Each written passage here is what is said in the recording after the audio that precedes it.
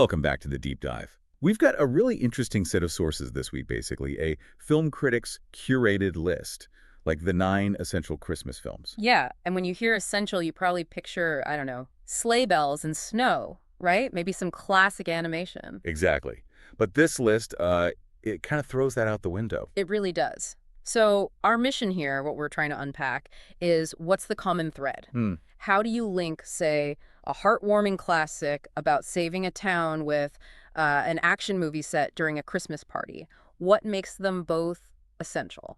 That's the core question. Yeah. Because you've got the ones everyone agrees on, like The Wonderful Life is on there, obviously. Yellowstone, yeah. But then right next to it, you get something like Die Hard, which, people argue about constantly. Is it really a Christmas movie? And that variety, that's what we need to get into. It tells us something about what essential means here. Okay, so let's start with the ones that feel maybe a bit more, well, traditional, even if they're kind of quirky. Right, let's ease in. First up, Santa Claus, the movie.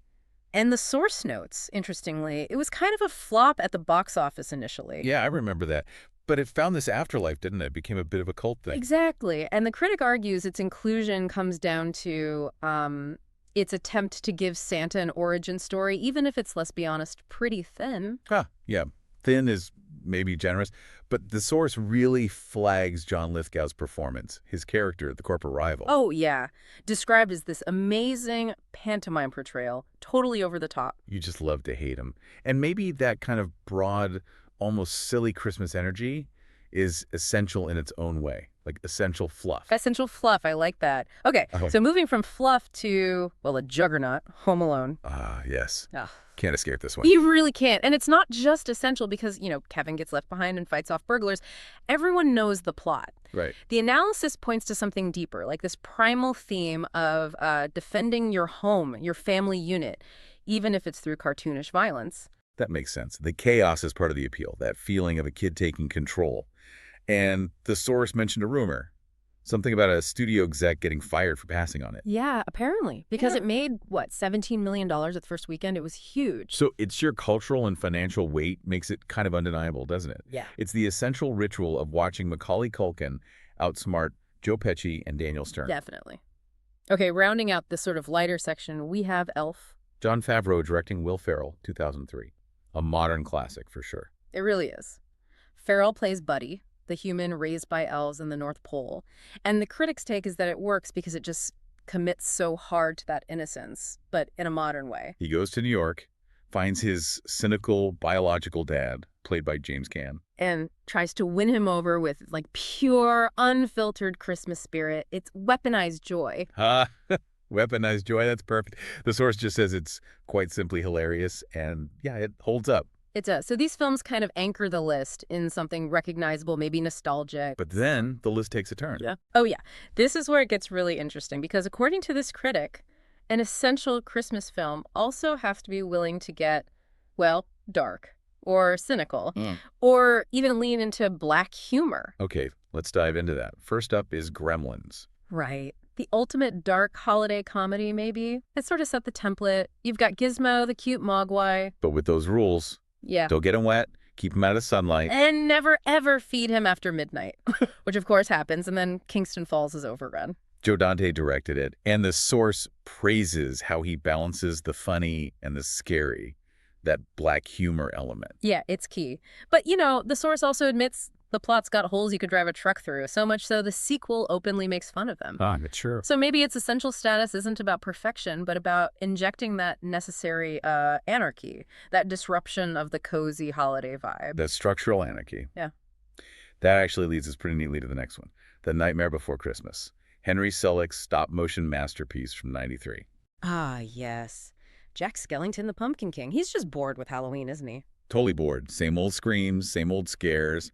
And then he discovers Christmastown. And decides he wants a change of career. He's going to take over Christmas, which predictably goes horribly wrong. It's kind of the perfect metaphor, isn't it? Trying to force one holiday's meaning onto another.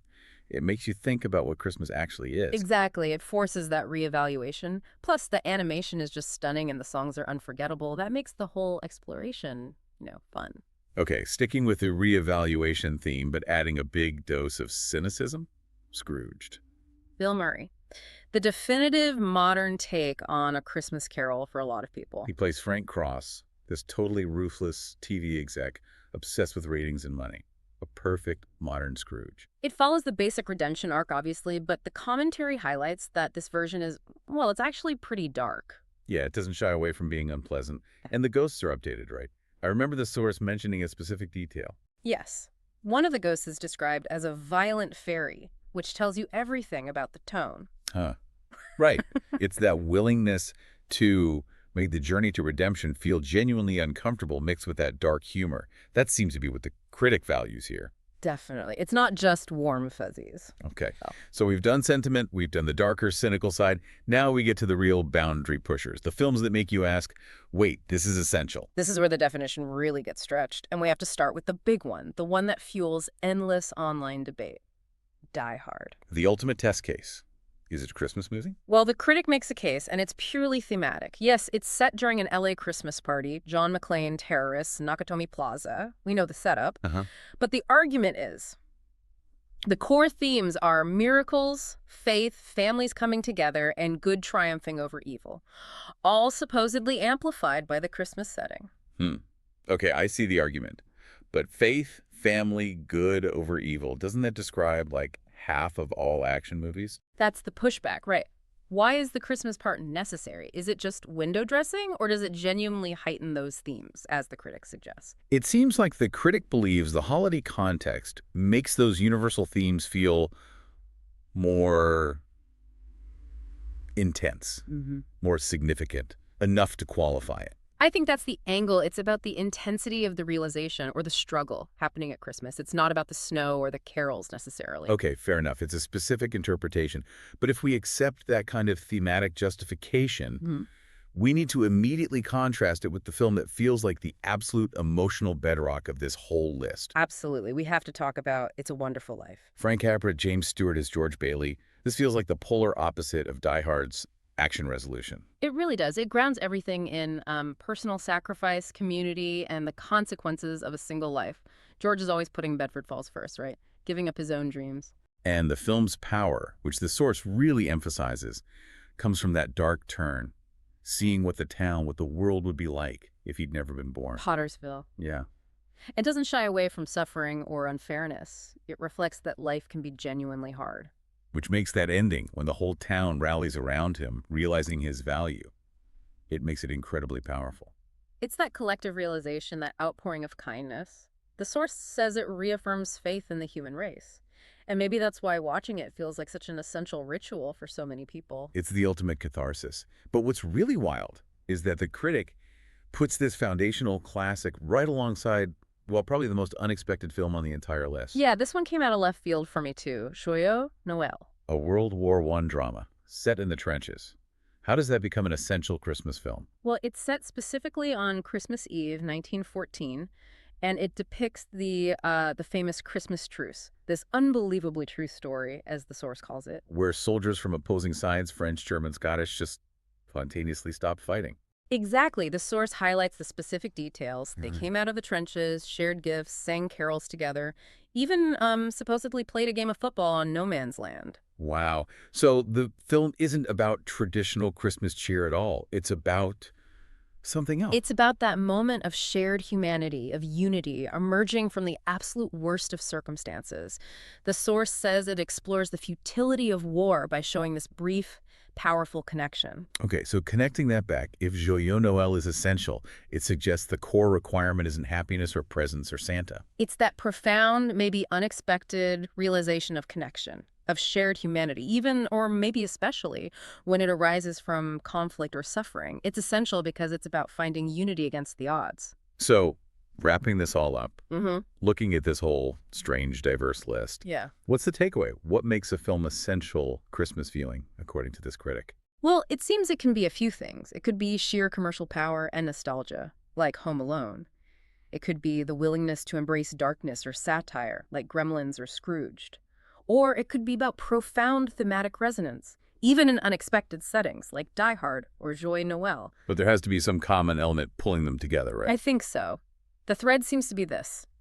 Each film, in its own way, forces an intense confrontation with or realization of something important, whether it's the value of community in It's a Wonderful Life, the need for connection amidst horror in Joy Noel, or even, arguably, the triumph of good in Die Hard. It's about a moment of intense reckoning or grace, often tied to themes of unity, redemption, or recognizing value. So it's much broader than just feeling festive. It requires a deeper, sometimes even difficult engagement with what matters. Exactly. It's about a life-altering realization happening around Christmas time, or using Christmas as a catalyst. Okay, that actually makes a lot of sense of the list. Which leaves us with a final thought, maybe something for you, the listener, to chew on. Right. If we accept this broader definition that an essential film can focus on shared suffering or sacrifice leading to a moment of collective joy or connection, like in It's a Wonderful Life or Joyeux Noël. Then what other films, ones that aren't obviously Christmas movies, might fit that mold? Think about films centered on maybe extreme teamwork under pressure or sudden, unexpected acts of deep empathy that bring people together. Where else do you find that powerful feeling of intense human connection emerging when you least expect it? Something to think about.